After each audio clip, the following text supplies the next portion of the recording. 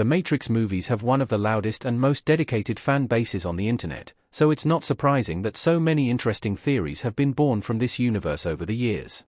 While this iconic sci-fi franchise usually does a good job of avoiding plot holes and explaining every single detail of the story, there are certain aspects that simply don't add up under scrutiny. These are the areas where fan theories come in extremely handy, and there's no shortage of theories about The Matrix. Admittedly, The Matrix Resurrections debunked many of the most popular fan theories by presenting a wholly original story that retcons several areas of existing lore. While this sequel certainly isn't the best Matrix movie to have been made, it was definitely a bold and original one. Not only did it frame the context of Neo and Trinity's relationship inside the Matrix, but it also doubled down on some concepts that had been widely disregarded by fans. This made it a fairly unpopular sequel, but it's crucial for understanding this franchise more deeply. The machines might have had a deeper reason to imprison humanity in the Matrix. Perhaps the Matrix was actually a mercy. One fascinating theory about the Matrix seemingly suggests that humans are the villains in this story, not the machines. One Reddit user speculates that perhaps the humans were only being kept in the Matrix as a way of controlling a more violent species, with the machines keeping them blissfully unaware of the conflict as a kind of mercy. Where the other option is fighting humans until both species are wiped out, it seems much kinder to simply place them into a universe where they can live in peace. Perhaps this is what the machines were doing by creating the Matrix. The conflict between humans and machines is a central idea in the Matrix movies, most obviously shown during the War on Zion in the Matrix Revolutions. However, it's always been clear that there's more to this story than meets the eye. Neo is the only objective source of authority on the subject, and even he doesn't know everything during the original trilogy. There have been several outlandish Matrix theories since the first movie's release over 25 years ago, but this certainly seems like one of the more believable ones. The theory even suggests that humans were given a way to exit the Matrix if they don't approve of their existence there, which we know to be true from Neo's escape in the first film. The sequels certainly make this idea more complex through the introduction of the architect, but the general idea remains the same. Perhaps the machines placed humans into the Matrix to hold them blissfully unaware of the raging conflict outside, but they didn't want to imprison them, so they left a route to freedom and subsequent coexistence.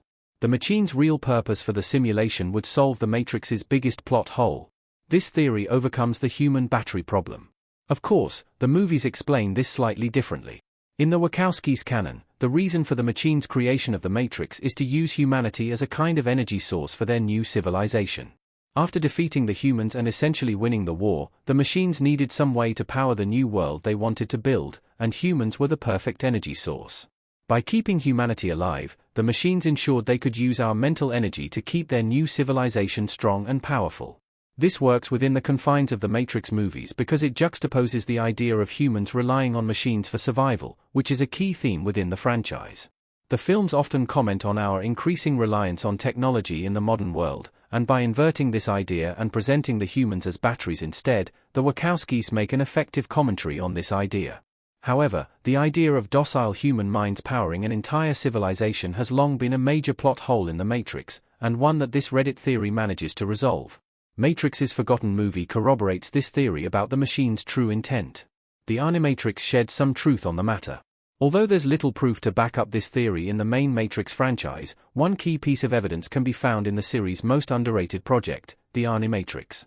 This feature-length animated anthology features 9 short films that all take place at different points in the Matrix's timeline, exploring areas of this story that hadn't been thoroughly developed in the films. The most interesting of these stories that pertains to this theory is The Second Renaissance, a prequel to the original trilogy that details the creation of the Matrix. This short film offers a more detailed insight into what triggered the war between humans and machines, concluding that the conflict was ultimately started, or at least escalated, by humanity. This was a major shake-up to the Matrix's existing lore, but it definitely makes sense when paired with this interesting theory. If the humans were the ones who started the war, it logically follows that the machines weren't the aggressive party, meaning they would be more likely to opt for a peaceful solution, as the Reddit theory supposes. The Matrix Resurrections machine civil war all but proved this theory wrong. The latest sequel seemingly debunks the theory. Unfortunately, the latest installment in the Matrix franchise seemingly debunked this theory without even realizing it. While it doesn't retcon any of the information from the Animatrix, it uses the character of the analyst to double down on the idea of humans being used as batteries.